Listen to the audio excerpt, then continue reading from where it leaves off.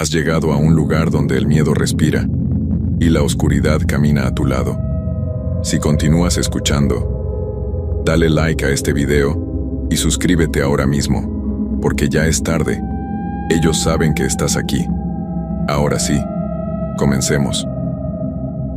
El municipio de Tequila queda en el corazón del occidente de Jalisco, en una zona donde los campos de agave azul cubren los cerros de un color entre verde y plateado que a cierta hora del atardecer parece que la tierra entera estuviera respirando. Es un lugar que la mayoría de la gente conoce por la bebida que lleva su nombre, por las haciendas convertidas en destilerías, por el turismo que llega a recorrer los campos y a tomarse la foto junto a las plantas que tardan años en crecer antes de poder dar lo que dan. Pero Tequila es también un pueblo de raíces muy profundas, de familias que llevan generaciones trabajando la misma tierra, que conocen los cerros con una intimidad que no se aprende en ningún libro, que tienen una relación con ese paisaje de agaves y cielo abierto que va mucho más allá de lo económico. Es un lugar donde lo antiguo y lo presente conviven de una manera que no siempre se ve, pero que se siente cuando uno se queda el tiempo suficiente para dejar de ser turista y empezar a ser simplemente una persona en un lugar. Y en ese lugar, como en todos los lugares donde la gente vive junta con sus historias y sus secretos y sus envidias guardadas, hay cosas que no se hablan en voz alta, prácticas que vienen de muy atrás, personas que saben hacer cosas que la mayoría preferiría no saber que se pueden hacer, y decisiones que se toman en momentos de desesperación que tienen consecuencias que se extienden mucho más allá de lo que quien las toma alcanza a imaginar en ese momento. Esta es la historia de Aurelio Becerra Magaña, 45 años, originario de Tequila, Jalisco, gimador de profesión, hombre de campo, de esos que conocen el agave desde adentro, que saben leer la planta con las manos antes de tocarla con la coa. Un hombre que vivió toda su vida entre cerros y campos, y que un día tomó una decisión que lo sacó de todo lo que conocía y lo metió en algo para lo que no tenía ninguna preparación. Yo nací entre agaves. Eso no es una manera de hablar, sino una descripción literal de lo que fue mi infancia. Crecer en una familia de gimadores en los campos del municipio de Tequila, donde los cerros cubiertos de agave azul son el paisaje de todos los días, desde que uno abre los ojos por la mañana hasta que los cierra por la noche. Mi papá fue gimador, mi abuelo fue gimador, y yo aprendí el oficio desde que tenía edad para sostener una coa, sin que me jalara el cuerpo hacia un lado. El trabajo del gimador no es lo que la gente de fuera imagina cuando lo escucha. No es pintoresco ni romántico, en el sentido en que los folletos turísticos lo presentan. Es trabajo físico duro, de sol, de tierra, de años aprendiendo a conocer cada planta de una manera que va más allá de lo técnico. Un buen gimador sabe cuándo un agave está listo no solo por las medidas, sino por algo más difícil de explicar. Una lectura de la planta que se aprende con el cuerpo y no con la cabeza, que no se puede enseñar en un curso, sino solo en el campo, junto a alguien que ya lo sabe. Yo llegué a ser uno de los mejores gimadores de la zona. No lo digo por presumir, sino porque es un hecho que la gente que me conoce puede confirmar. Tenía contratos con 2 haciendas de la región. Había formado un equipo de trabajo de 8 personas que manejaba con una organización que me había costado años construir, y tenía una reputación en el gremio que se había ganado con trabajo consistente y con un conocimiento del agave que poca gente en la zona podía igualar. Me llamo Aurelio Becerra Magaña. Tengo 45 años, y lo que les voy a contar me costó la mitad de lo que había construido, y algo más difícil de nombrar que quizás no voy a recuperar del todo nunca. El problema empezó con Lorenzo. Lorenzo Partida era el capataz de una de las haciendas con las que yo tenía contrato. Llevábamos años trabajando juntos.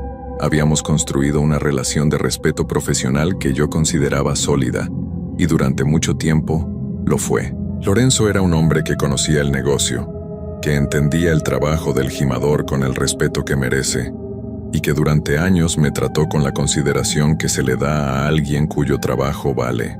Pero Lorenzo tenía un sobrino. El sobrino se llamaba Ismael, un muchacho de unos 25 años que Lorenzo quería meter al negocio, y para quien buscaba un lugar en alguno de los equipos que operaban en los campos de la hacienda. Ismael era trabajador en el sentido de que no le sacaba el cuerpo a las horas, pero le faltaba el conocimiento que solo da el tiempo y la experiencia. Y en el trabajo del agave ese conocimiento no es opcional. Un gimador que no sabe leer bien la planta puede dañar un agave que tardó 10 años en crecer y arruinar una cosecha que no tiene reposición rápida. Lorenzo me pidió que metiera a Ismael en mi equipo. Le dije que con gusto, pero que el muchacho iba a tener que aprender desde abajo, que yo no podía ponerlo en posiciones que requirieran criterio que todavía no tenía. Lorenzo dijo que entendía. Ismael entró al equipo en la posición más básica, como era lo correcto. El problema fue que Ismael no entendía por qué estaba en la posición más básica, que Lorenzo le había pintado las cosas de manera diferente antes de que entrara, que le había dicho que con el nombre de su tío abriría puertas que normalmente tardan años en abrirse, y que cuando la realidad del trabajo no coincidió con esa expectativa, Ismael buscó a quien culpar de la diferencia. Me culpó a mí. Empezó a decir en el equipo y fuera de él que yo lo tenía entre ojos, que no le daba oportunidades que le daba a otros, que había algo personal de mi parte contra él. Nada de eso era cierto. Yo trataba a Ismael exactamente igual que a cualquier integrante nuevo del equipo, con las mismas exigencias y las mismas oportunidades de aprender. Pero la narrativa que él construyó fue ganando terreno porque Lorenzo la escuchaba y porque Lorenzo tenía el peso que tenía en la hacienda. La relación con Lorenzo se fue enfriando de manera gradual. Empezó a haber demoras en la renovación de mi contrato que antes se hacían de manera automática. Empezaron a aparecer observaciones sobre el trabajo de mi equipo que no habían existido antes. Pequeñas cosas, cada una explicable por separado, pero juntas formando un patrón que yo leía con claridad aunque no pudiera señalarlo sin que pareciera que estaba siendo paranoico. Eso fue el primer año. En el segundo año las cosas se complicaron de verdad cuando Lorenzo consiguió que el contrato de una de las áreas que yo manejaba se le diera a otro equipo, no al de Ismael directamente, porque Ismael no tenía ni el equipo ni la experiencia para manejarlo, sino a un equipo externo que Lorenzo había traído de otro municipio y que tenía vínculos con él que yo no alcanzaba a ver completamente. Perder esa área me pegó económicamente de manera significativa. Era una parte importante de mis ingresos y de los ingresos de mi equipo, personas que dependían de ese trabajo para sostener a sus familias.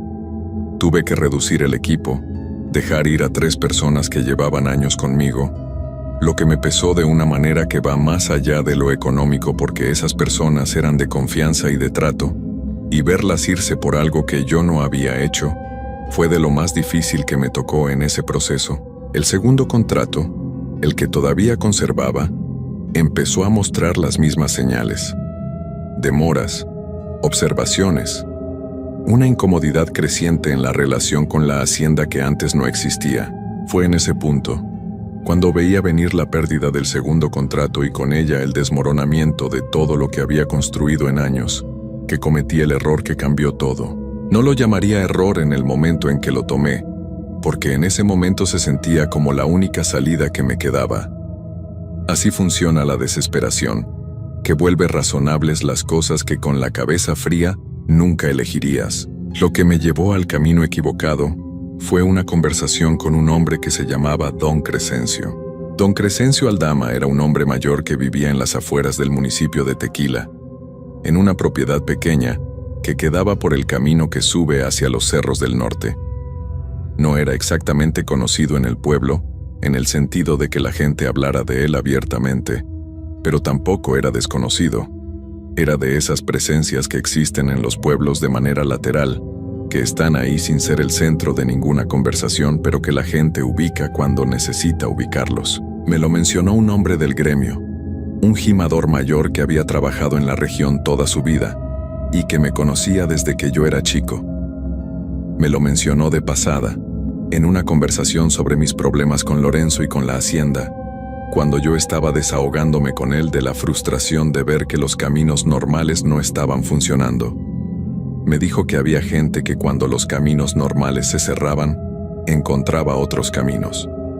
Que Don Crescencio era de esa gente, No me dio más detalles, no me recomendó ir, solo lo mencionó, pero yo lo guardé.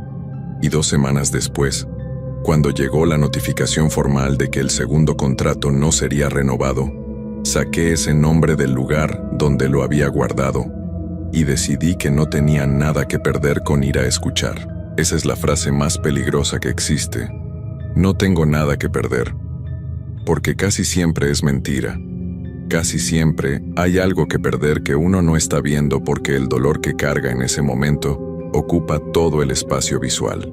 Don Crescencio Aldama tendría unos 70 y tantos años, aunque era difícil saberlo, porque era de esa clase de hombres que el campo envejece de una manera particular, que los hace parecer a la vez más viejos y más resistentes que su edad real.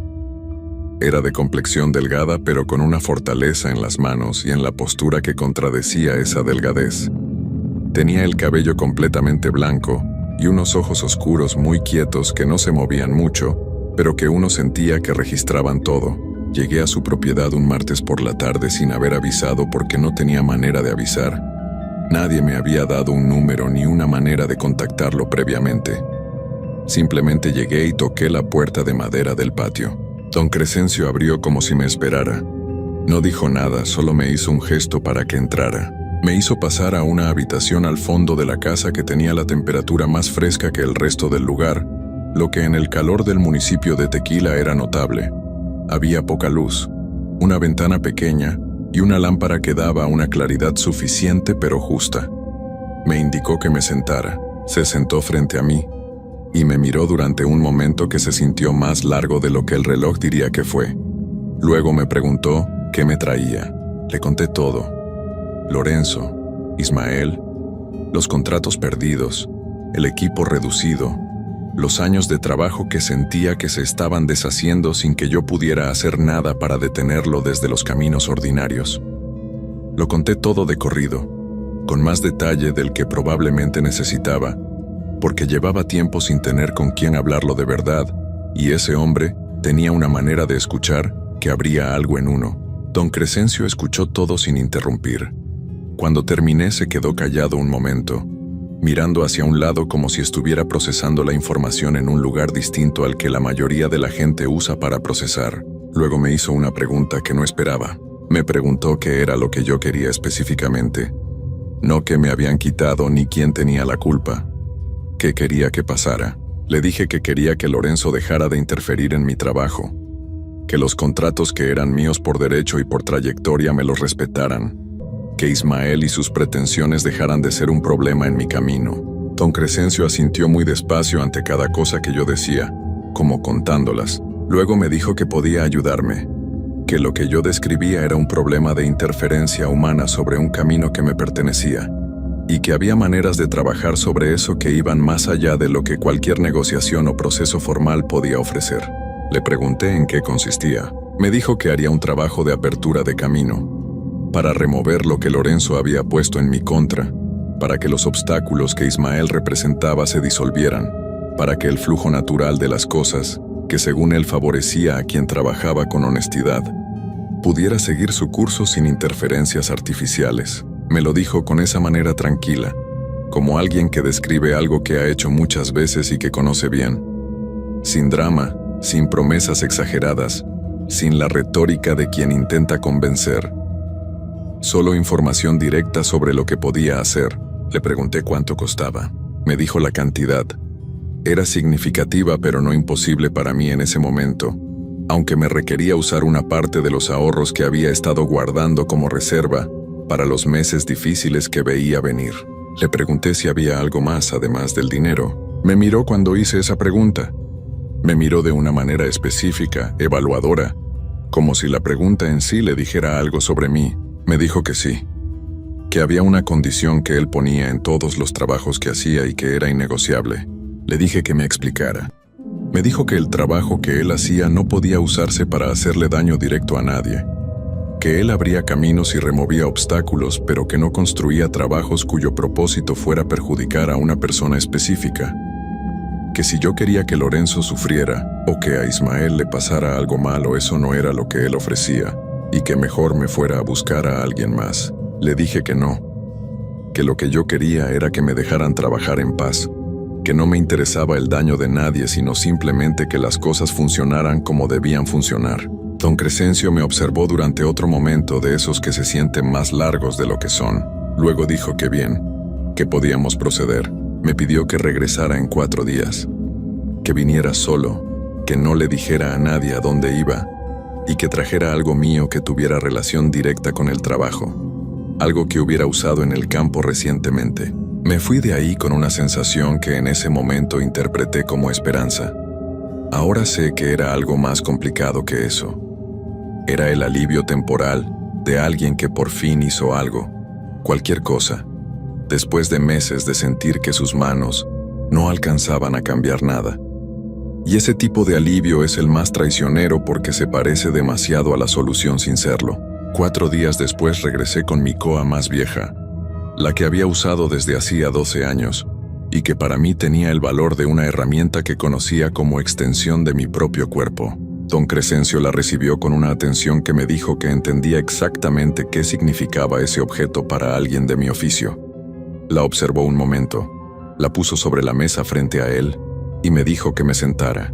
Lo que pasó en esa habitación durante la siguiente hora es algo que voy a intentar describir con la honestidad que merece, aunque sé que hay partes que van a sonar a cosas que la gente que no ha vivido algo así encuentra difíciles de creer. Don Crescencio habló durante mucho tiempo en voz baja, con palabras que yo no entendía en su totalidad, algunas en español y otras en algo que no era español, pero que tampoco reconocí como ninguna lengua indígena que yo hubiera escuchado antes. Mientras hablaba, hacía cosas con las manos sobre la Koa que yo no iba a describir en detalle, porque hay imágenes que uno no termina de procesar, aunque las haya visto con sus propios ojos. Hubo un momento en que la temperatura del cuarto cambió, no de manera gradual sino de golpe, como cuando uno abre una puerta y entra el aire de afuera, solo que no había ninguna puerta abierta. Y con ese cambio de temperatura, llegó algo más, una sensación, que no era exactamente presencia pero que tampoco era ausencia. Algo intermedio que llenó el cuarto de una manera que yo sentí en el cuerpo antes de que mi mente le pusiera cualquier nombre. Don Crescencio continuó hablando sin interrumpirse. Sus ojos estaban abiertos pero miraban hacia un punto que no era ningún objeto del cuarto. Duró así varios minutos. Luego se detuvo, exhaló despacio, y la temperatura del cuarto volvió a lo que había sido antes, de manera gradual esta vez, como si algo que había entrado estuviera saliendo de nuevo. Me miró, me dijo que estaba hecho, pero luego dijo algo más. Algo que en ese momento yo escuché pero no procesé del todo, porque estaba todavía absorbiendo lo que acababa de presenciar. Me dijo que lo que había movido iba a hacer su trabajo, pero que había algo que yo necesitaba saber antes de irme. Le dije que lo escuchaba. Me dijo que las fuerzas con las que él trabajaba no eran instrumentos simples, que no funcionaban como una herramienta que uno usa y guarda, que cuando se ponían en movimiento desarrollaban su propio criterio sobre lo que era un obstáculo y lo que no, y que ese criterio no siempre coincidía exactamente con el de quien había pedido el trabajo. Le pregunté qué significaba eso en términos prácticos. Me dijo que significaba que en los meses siguientes podían pasar cosas que yo no había pedido específicamente, pero que esas fuerzas habían determinado que eran parte de abrir mi camino, que yo no debía interferir con esas cosas, aunque no las entendiera, que debía dejarlas seguir su curso. Le pregunté si podía darme ejemplos de qué tipo de cosas. Se quedó callado un momento antes de responder. Me dijo que no podía anticiparlo porque dependía de lo que esas fuerzas encontraran en su camino, que cada situación era diferente.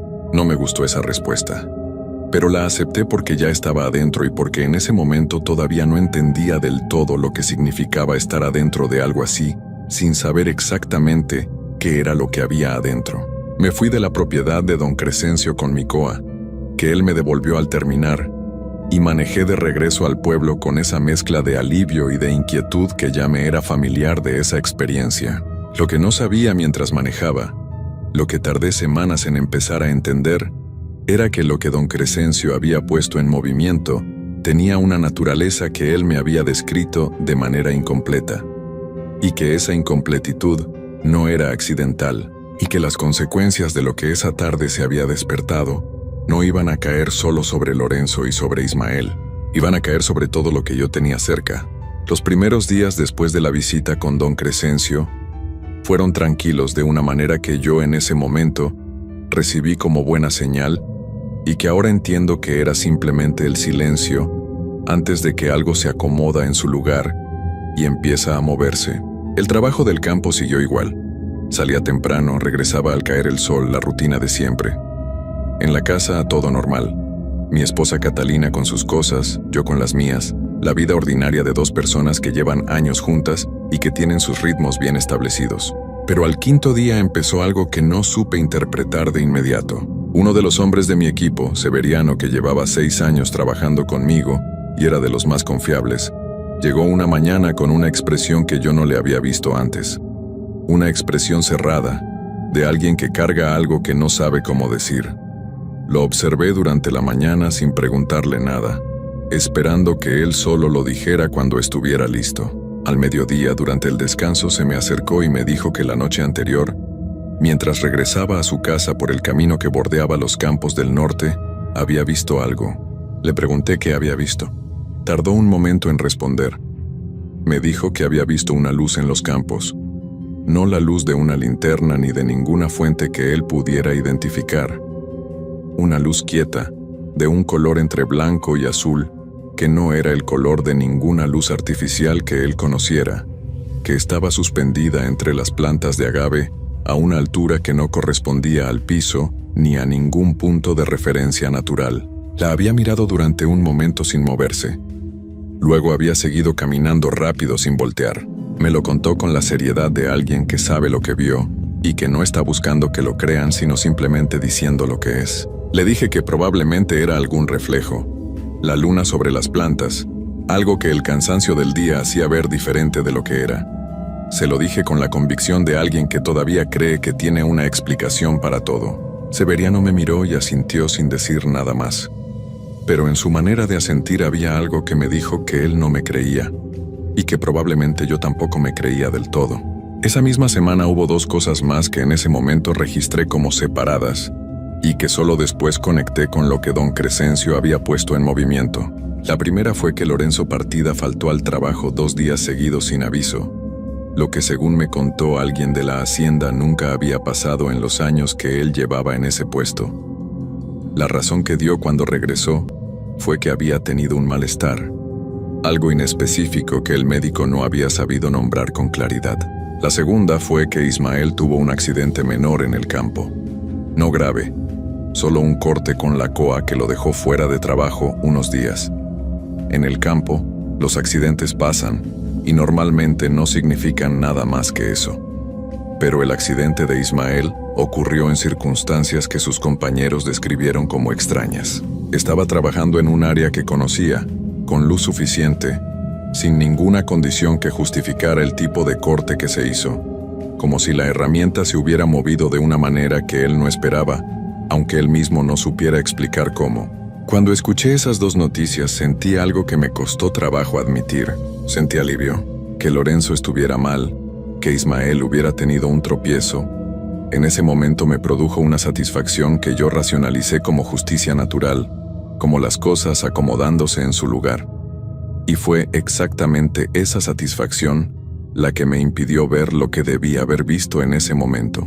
Que lo que don Crescencio había puesto en movimiento no estaba siguiendo mis instrucciones. Estaba siguiendo su propio criterio, y su criterio era más amplio que el mío. La primera señal de que algo me estaba alcanzando a mí llegó a los 12 días de la visita con don Crescencio. Fue en el campo, un martes por la mañana, cuando yo estaba trabajando en un área que conocía palmo a palmo desde hacía años. Estaba jimando un agave que había identificado como listo, que tenía todos los indicadores que yo había aprendido a leer en 12 años de oficio, y cuando metí la coa para hacer el primer corte, la planta respondió de una manera que no correspondía a lo que yo esperaba.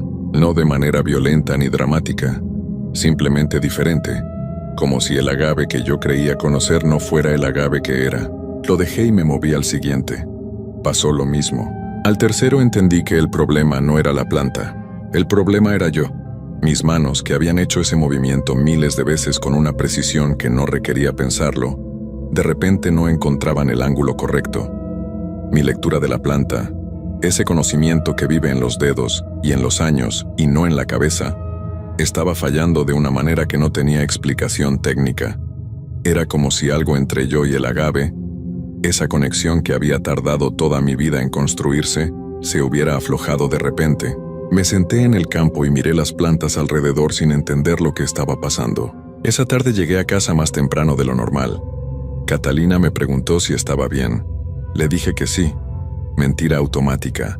De esas que uno dice sin pensar cuando no está listo para explicar algo que ni siquiera entiende todavía. En los días siguientes el problema en el campo siguió. No todos los días con la misma intensidad, pero estaba ahí, como una interferencia en algo que siempre había sido fluido. Cometí errores que no cometía desde que era aprendiz. Evalué plantas de manera equivocada 2 veces en una semana, lo que me costó tiempo, y me generó comentarios del equipo que, aunque nadie me los dijo de frente, yo los leía en los gestos y en los silencios. Para un gimador de mi experiencia eso era devastador en un sentido que va más allá del orgullo. El conocimiento del agave no es solo mi oficio, es lo que soy. Es la herencia de mi abuelo y de mi padre transmitida por el cuerpo durante años. Sentir que ese conocimiento fallaba era como sentir que algo esencial en mí se estaba borrando. Fue entonces que fui a ver a don Crescencio por segunda vez. Llegué sin aviso igual que la primera vez. Él abrió la puerta con la misma calma de siempre y me dejó pasar sin sorpresa. Me senté en la misma silla y le dije directamente, sin rodeos, que algo en el trabajo estaba afectándome a mí y que eso no era lo que habíamos acordado. Don Crescencio me escuchó. Asintió cuando terminé. Y luego me dijo algo que me cambió por completo la perspectiva de todo lo que había pasado desde esa primera tarde en su habitación. Me dijo que lo que yo estaba experimentando en el campo no era consecuencia directa del trabajo que él había hecho. Era consecuencia de algo que el trabajo había revelado al moverse por mi entorno. Le pregunté qué significaba eso. Me dijo que cuando él trabajaba para abrir el camino de alguien, las fuerzas que ponía en movimiento recorrían el entorno de esa persona buscando los obstáculos, y que a veces en ese recorrido encontraban cosas que no habían sido puestas por los enemigos declarados de esa persona, sino por alguien más cercano. Alguien a quien esa persona no había identificado como problema, porque la cercanía hacía difícil verlo. Le pregunté de quién estaba hablando. Hubo una pausa. Me dijo que había encontrado algo que venía de dentro de mi propio entorno familiar, que no podía decirme con certeza de quién específicamente, porque eso requería una revisión más directa, pero que lo que estaba afectando mi conexión con el trabajo del campo tenía esa dirección. Me quedé mirándolo sin decir nada durante un momento que se sintió muy largo. Mi entorno familiar era Catalina, no había nadie más. Mis padres ya no estaban. Mis hermanos vivían en otro municipio y nuestra relación era cordial pero distante. El entorno inmediato, el que compartía espacio conmigo todos los días, era Catalina y nadie más. Le pregunté si me estaba diciendo que mi esposa me había hecho algo. Don Crescencio me miró con esa calma suya que en ese momento me pareció cruel, porque yo necesitaba que alguien se alterara un poco ante lo que estaba diciendo, y él no se alteraba ante nada. Me dijo que no podía afirmarlo sin una revisión directa, pero que la dirección de lo que había encontrado apuntaba hacia esa posibilidad y que yo debía considerarla. Manejé de regreso a Tequila con la cabeza llena de un ruido que no era pensamiento, sino algo más parecido al pánico que uno no quiere nombrar como pánico, porque nombrarlo lo hace más real. Catalina y yo llevábamos 17 años juntos. Nos habíamos conocido cuando los dos éramos jóvenes, y sin nada, habíamos construido lo que teníamos juntos. Habíamos pasado por cosas difíciles y habíamos salido del otro lado. Yo no tenía ninguna razón concreta para desconfiar de ella. Ningún antecedente, ninguna señal, ninguna historia que apuntara en esa dirección. Pero la semilla que don Crescencio había plantado empezó a crecer de esa manera específica en que crecen las dudas cuando se instalan en un lugar donde antes no había ninguna. Empecé a ver las cosas ordinarias de otra manera. Los silencios de Catalina, que siempre habían sido simplemente sus silencios de persona tranquila, ahora me parecían calculados. Sus salidas a ver a su familia me generaban preguntas que antes nunca había tenido. Su manera de mirarme cuando yo llegaba del campo con cara de haber tenido un día difícil me parecía diferente, como si hubiera algo en esa mirada que yo no había sabido leer antes. Llevaba 2 semanas viviendo con esas dudas cuando algo ocurrió que me sacudió de una manera diferente a todo lo anterior. Un hombre del gremio, alguien mayor que me conocía de toda la vida y que no tenía ningún motivo para mentirme, me buscó en el campo una tarde. Me dijo que tenía que decirme algo y que esperaba que yo lo tomara como venía, con la intención de ayudar que él traía. Me dijo que don Crescencio Aldama tenía fama en la región que yo no conocía, porque no era una fama que se pregonara en voz alta. Me dijo que don Crescencio era conocido entre quienes sabían de estas cosas por una práctica específica que él aplicaba en la mayoría de sus trabajos, sin decírsela al cliente. Le pregunté de qué práctica hablaba. Me dijo que don Crescencio sembraba dudas, que una parte de lo que él hacía en sus trabajos, una parte que nunca explicaba porque era el núcleo de su manera de operar, era introducir en el entorno del cliente una desconfianza dirigida hacia las personas más cercanas, que esa desconfianza no venía de ninguna evidencia real, sino de sugestiones que él plantaba durante el trabajo, que se desarrollaban en la mente del cliente, de manera que parecían pensamientos propios cuando en realidad habían sido sembrados. Le pregunté por qué haría eso. El hombre me miró con una expresión que combinaba lástima y algo parecido a la vergüenza de tener que decirme lo que me iba a decir. Me dijo que don Crescencio cobraba 2 veces. La primera vez en dinero, que era el pago declarado. La segunda vez en algo más difícil de nombrar, en el daño que las dudas que sembraba producían en las relaciones del cliente, en la energía de conflicto y desconfianza que se generaba en el entorno de esa persona, y que don Crescencio, por la manera en que había construido el trabajo, era capaz de absorber y usar para sus propios fines. Me quedé sentado en el campo con esa información, procesándose en algún lugar que tardaba más de lo normal en recibir cosas de ese tamaño. Le pregunté si estaba seguro de lo que me decía.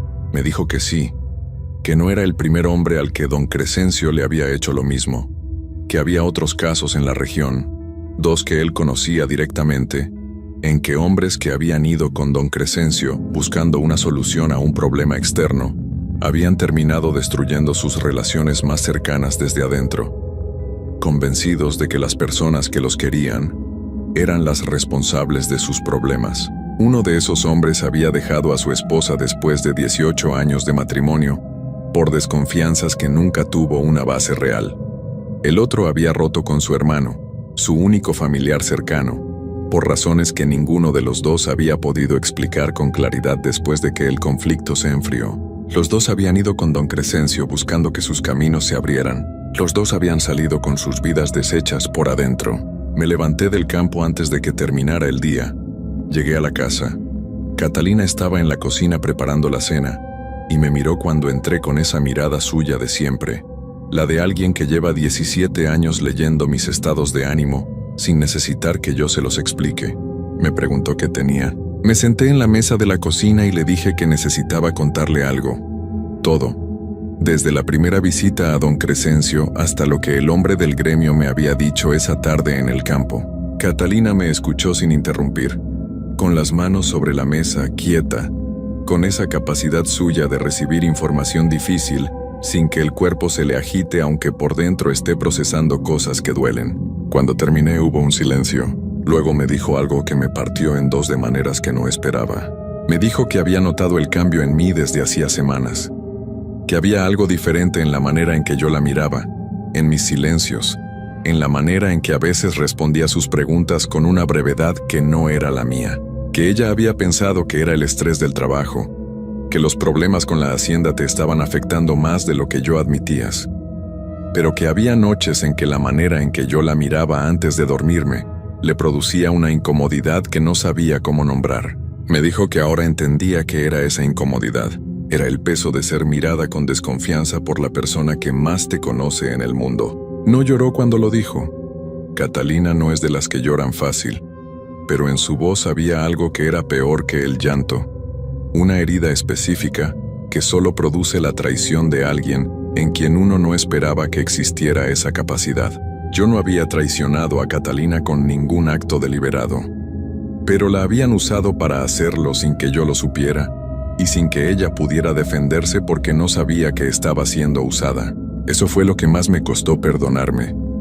No haber ido con don Crescencio, no haber gastado el dinero, no haber puesto en riesgo el trabajo al traer fuerzas que no entendía a mi entorno. Todo eso también pesaba, pero lo que más pesaba era haber mirado a Catalina con esos ojos durante semanas, haber sentido esa desconfianza absurda hacia una mujer que no había hecho nada que la mereciera, y no haberla cuestionado antes, porque la duda se sentía tan mía que no había razón para examinar de dónde venía. Esa noche no dormí. No porque hubiera ruidos ni presencias ni nada de lo que a veces acompaña a estas historias, sino porque estuve despierto con el peso de lo que había hecho y de lo que casi había dejado que pasara, con Catalina dormida a mi lado con esa respiración pausada que yo había escuchado 17 años y que esa noche sonaba diferente porque yo la escuchaba diferente. Al día siguiente busqué ayuda para deshacer lo que don Crescencio había construido. El hombre que me había advertido me dio el nombre de una persona en Amatlitán, un municipio cercano, que según él había atendido casos relacionados con trabajos de don Crescencio en el pasado y que sabía específicamente cómo funcionaban sus métodos. Era una mujer. Se llamaba doña Ermelinda. Llegué a su casa un jueves por la mañana y le conté todo sin omitir nada, incluyendo las partes que me avergonzaban, que eran la mayoría. Doña Ermelinda escuchó con una atención que yo ya había aprendido a reconocer en las personas que realmente saben lo que hacen, sin interrumpir, sin juzgar, simplemente recibiendo. Cuando terminé me dijo que conocía el trabajo de don Crescencio, que no era la primera vez que alguien llegaba a ella después de haber pasado por sus manos, que lo que él hacía era técnicamente hábil pero moralmente oscuro en el sentido más preciso de esa palabra, que usaba el dolor legítimo de las personas, sus problemas reales, como punto de entrada para algo que iba mucho más allá de lo que le pedían. Me dijo que podía trabajar en deshacer lo que él había sembrado en mí y en mi entorno, que iba a necesitar tiempo y que el proceso no iba a ser simple, porque lo que don Crescencio construía tenía capas que se iban revelando de manera gradual. Me dijo también algo sobre Lorenzo y sobre Ismael, que yo necesitaba escuchar aunque no me gustara. Me dijo que lo que le había pasado a Lorenzo con el malestar y lo que le había pasado a Ismael con el accidente probablemente sí tenía relación con el trabajo de don Crescencio, que cuando esas fuerzas se movían, hacían lo que habían determinado que era necesario, y que esa determinación no siempre era proporcional ni justa, en el sentido en que uno lo entendería, que Lorenzo y su sobrino me habían perjudicado. Eso era real. Pero que el daño que habían recibido no había sido pedido por mí con medida ni con límite, y que eso era parte de por qué esos trabajos eran peligrosos. Me dijo que si podía, que si había alguna manera que me acercara a esas personas con la intención de cerrar el conflicto de manera ordinaria, no porque ellos lo merecieran necesariamente, sino porque, mientras el conflicto siguiera abierto, seguía siendo un canal por donde lo que don Crescencio había movido podía seguir operando. No fue fácil escucharlo, pero lo escuché. Doña Ermelinda trabajó conmigo durante casi 2 meses. Sesiones que a veces eran en su casa y a veces requirieron que ella fuera a los campos donde yo trabajaba, porque parte de lo que necesitaba cerrarse estaba ahí, en la tierra que yo pisaba todos los días y en la conexión con el agave que don Crescencio había interferido. La recuperación de esa conexión fue gradual y fue lo que me costó más trabajo aceptar en términos de tiempo. Quería que volviera de un día para otro como si nunca hubiera fallado. Doña Ermelinda me dijo que eso no era cómo funcionaba, que lo que se había dañado se recuperaba de la misma manera en que se había construido originalmente, con tiempo y con presencia y con el trabajo cotidiano que era la base de todo. Tenía razón. Y la conexión volvió.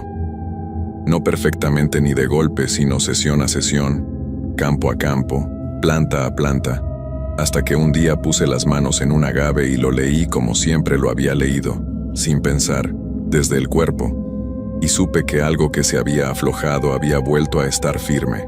Con Catalina las cosas llevaron más tiempo todavía. no por falta de voluntad de ninguno de los dos, sino porque la herida que había dejado esa desconfianza, aunque había sido sembrada artificialmente, la había vivido ella con el cuerpo real durante semanas. Y las heridas del cuerpo real no desaparecen porque uno descubra que su origen fue una manipulación. Tuvimos conversaciones que no habíamos tenido en años. Largas, a veces incómodas, de las que sacan cosas que uno no sabía que estaban ahí hasta que aparecen. Y en ese proceso de hablar sobre lo que había pasado encontramos también cosas nuestras, no sembradas por nadie, sino simplemente guardadas por el tiempo y por esa costumbre de los matrimonios largos, de asumir que el otro ya sabe lo que uno piensa sin necesidad de decírselo. Salimos de ese periodo más honestos el uno con el otro de lo que habíamos entrado. Eso no lo habría dicho en el momento más difícil, pero es la verdad. Con Lorenzo el acercamiento que doña Ermelinda me sugirió fue incómodo y no produjo ninguna reconciliación dramática. Fui a hablar con él. Le dije que quería resolver el conflicto de manera profesional, que el pasado era el pasado y que ambos teníamos trabajo que hacer. Lorenzo me escuchó con la misma frialdad de los últimos tiempos, pero accedió a revisar los términos de mi contrato. No recuperé todo lo que había perdido. Recuperé suficiente para estabilizar el negocio y para que mi equipo, reducido pero todavía existente, tuviera trabajo estable. Ismael eventualmente se fue de la hacienda por sus propias razones que no tuvieron que ver conmigo. Consiguió trabajo en otro municipio y desapareció del mapa sin que yo tuviera que hacer nada al respecto. Don Crescencio Aldama sigue en su propiedad al norte del municipio de Tequila. Sé que sigue ahí porque de vez en cuando alguien lo menciona, siempre en voz baja, siempre con esa manera de hablar que se usa cuando uno nombra algo que preferiría no nombrar. No he vuelto a cruzarme con él. No tengo intención de hacerlo. Doña Ermelinda me dijo en nuestra última sesión que lo que don Crescencio hace no va a parar porque yo lo haya descubierto, que hay suficiente gente desesperada en el mundo para que alguien como él nunca se quede sin clientes, que la única protección real contra ese tipo de personas es el conocimiento de que existen y de cómo operan, porque no pueden hacer lo que hacen con alguien que los reconoce desde el principio. Le agradecí todo lo que había hecho. Me dijo que no le agradeciera a ella sino al hombre del gremio que me había buscado en el campo, que sin esa conversación yo probablemente hubiera seguido por el camino que don Crescencio me había trazado hasta llegar a donde él quería que llegara. Le pregunté a dónde quería don Crescencio que llegara. Me dijo que a un lugar donde yo ya no tuviera nada que él no hubiera tocado. El trabajo, la conexión con el agave, el matrimonio, la confianza en las personas cercanas, todo intervenido, todo dañado, todo convertido en una fuente de conflicto y de energía oscura que él pudiera usar. Salí de esa última sesión al atardecer. Manejé de regreso a Tequila por la carretera que bordea los campos de agave y me detuve un momento en un punto donde la vista abarca varios cerros cubiertos de plantas. Ese paisaje lo he visto toda mi vida. Es el paisaje de mi infancia y de mi oficio y de todo lo que soy como hombre de esta tierra. Esa tarde lo vi diferente, no porque hubiera cambiado, sino porque yo había estado a punto de perder la capacidad de verlo como siempre lo había visto, y haberlo recuperado le daba un valor que antes daba por sentado. Las plantas de agave tardan entre 8 y 12 años en madurar, antes de que puedan dar lo que dan. Uno no apresura ese proceso. Uno lo acompaña. Eso lo sé desde que era chico. Pero esa tarde en la carretera lo entendí de una manera diferente, más profunda, como si lo estuviera aprendiendo por primera vez. Que hay cosas que solo crecen a su propio ritmo, y que quien intenta forzar ese ritmo, ya sea con impaciencia, ya sea con desesperación, ya sea con fuerzas que no entiende y que no controla, termina dañando exactamente lo que quería proteger. Los cerros de agave seguían ahí cuando arranqué el motor.